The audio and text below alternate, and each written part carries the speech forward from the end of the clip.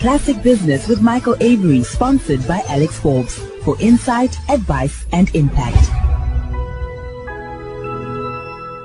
Well, few South Africans would describe their experience with Home Affairs as seamless. Lost files, the system is down, long queues, all of those have become South African idioms. They become part of our national folklore, but that might be about to change.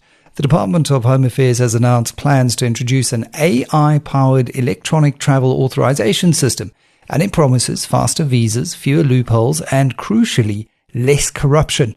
Johan Steyn, founder of AI4Business.net, recently unpacked the development in a very thoughtful video, calling it both a story of hope as well as caution. And he joins me now to explore whether AI can truly fix what's broken. Well, the minister's doing a good job. Johan, welcome to the show. You start your video by acknowledging that most South Africans are deeply frustrated with government services in general. Home Affairs, I think, just being the prime example of it. What do you think has made this department in particular the poster child for inefficiency? Michael, great to be with you. Look, Dr. Leon Schreiber, Minister of Home Affairs, I follow him on LinkedIn. He's posting a lot about what they're doing. That is welcoming. Actually, somebody's telling what they're doing and showing that they're doing stuff. I spoke to his team a while ago, and he's really employed a number of very prominent digital AI kind of experts to help him in his department. So I do think he's probably dealing with a lot of backlog, a lot of legacy systems, which must be very frustrating. The fact that he's pushing the boundaries is incredible. I read recently that over 33 officials in the Department of Home Affairs have been dismissed because of corruption, so that's a big part of what he's doing.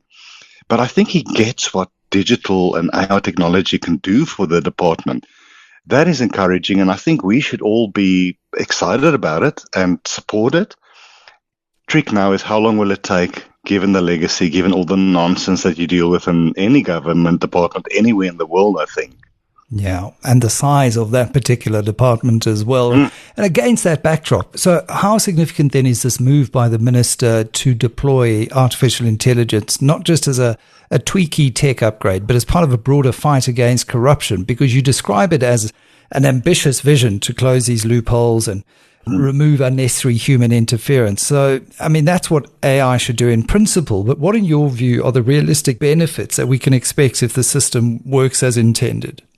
Yeah, Michael, so the primary functions of AI for me, as compared to just automation, is the ability to predict, to see patterns in data. And this is where the corruption conversation comes in. When somebody uploads their picture, is it really their picture? When they fill in a form for a new passport or visa or an identity document, is it really them? And humans struggle to find those patterns. So I think using AI, and especially in this electronic travel authorization, ETA, which was launched, I think it was about 2 weeks ago, AI can play a massive role to take the load away from people and only flag those cases that seems weird, that I don't think the picture fits the person.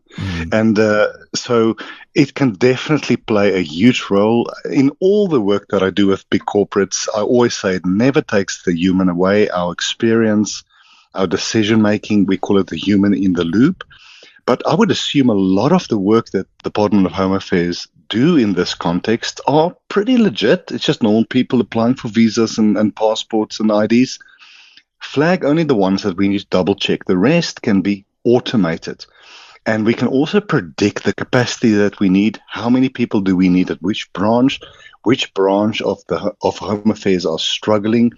The amount of prediction and patterns that you can see from the data is amazing, especially from biometric data, which is important in this conversation. Fingerprints, facial scans, live capture images. In this age of deep fakes, where it's so easy to fake somebody else's identity, AI is absolutely essential for the department. And the main purpose is to actually support the people who have been doing it for years, using the experience, but to take those day-to-day, almost transactional, there's nothing wrong tasks away from them. It'll help them process these applications much quicker, which is the frustration we have as ordinary citizens. Yeah, everything just happens far too slowly in the Department of Home Affairs. Yep. And again, to be fair, probably across all government departments. So it'll be interesting whether or not if this successfully rolled out, it sets a precedent for how digital transformation happens in other government departments. Think of UIF or licensing or social development or anything like that. But of course, you also offer a reality check and a word of caution that often implementation is where this kind of idea and grand ambition meets the reality on the ground. And we've seen the story before. Often it's based on weak infrastructure that you're trying to implement these systems. So what are the fundamental risks or blind spots here that could derail the ETA rollout? Yeah, Michael, you've referred to legacy systems. I think a lot of our governmental systems are 30 or 40 years old. Wow. Not ready for an AI-infused world. I think another risk is that the people actually processing it or working with these systems are not always empowered or educated. It doesn't mean they're stupid. It just means they need a lot of education on how it works. The more powerful technology you use, like artificial intelligence, the more you open yourself up for hackers, foreign governments interfering. So I think making sure that it's absolutely secure is incredibly important. Making sure that it's not this, we call it this black box in AI. In other words, we don't know how the AI is making the decisions. We need to know if an AI is granting a visa or a passport or an ID or not granting it. Why is it making that decision? Yeah. Now, we don't have a regulatory framework in South Africa yet, like the EU's AI Act. Hopefully, we will have it soon. One of the pillars of the EU Act is that we call it explainable AI. How did the AI decide whether I can get that increase in my overdraft or, in this case, my passport or not? Is it biases? And Michael, that's the other big thing. We need to use these global platforms. We don't have to reinvent the wheel. But these platforms from the so-called global north are not always suitable for Africa and South Africa, given our diversity, given our various languages. So it's easy to not approve a passport of somebody who is of a different gender or ethnicity or who lives on the wrong side of the tracks, so to speak.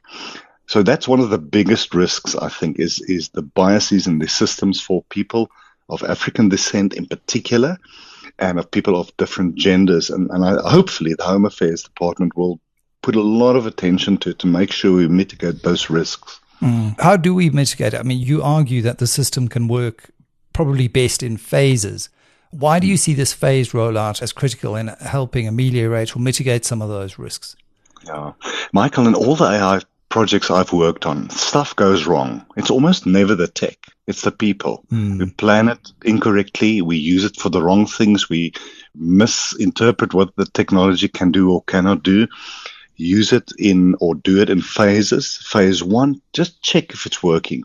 Have a lot of people involved to double check what the AI is saying and deciding. Once you train those models correctly based on the inevitable errors it will make initially, it becomes better, more steadfast, more trustworthy, and then the amount of people involved can decrease. Still need a core team involved, but make sure that it is something that serves our whole population, irrespective of race, ethnicity, gender, etc. You cannot just plug and play and press enter and hope it's going to work. And you're going to learn from the mistakes of the model. Like I've said, it's probably not the model, it's what we're trying to do through it. So yeah, you also need to win people over, your own staff and the population you are serving. Do it in phases. And if you do it right, and if you learn from your mistakes, you can build an incredible model that will really serve the purposes that you planned for. And wouldn't that be incredible? A digital state that actually starts to reduce the opportunities for corruption. I don't think you can ever get to a point where we're corruption free, but if you're reducing the opportunities, you're heading in the right direction. Johan Steyn, thank you very much. As always, founder of AI4Business.net, putting indeed a story of hope and caution forward, because if we get it right, it really could transform how South Africans interact with their government. The detail, as they say, though, is in the execution. Thanks for joining us on Classic Business. Thank you. Classic Business with Michael Avery, sponsored by Alex Forbes, for insight, advice, and impact.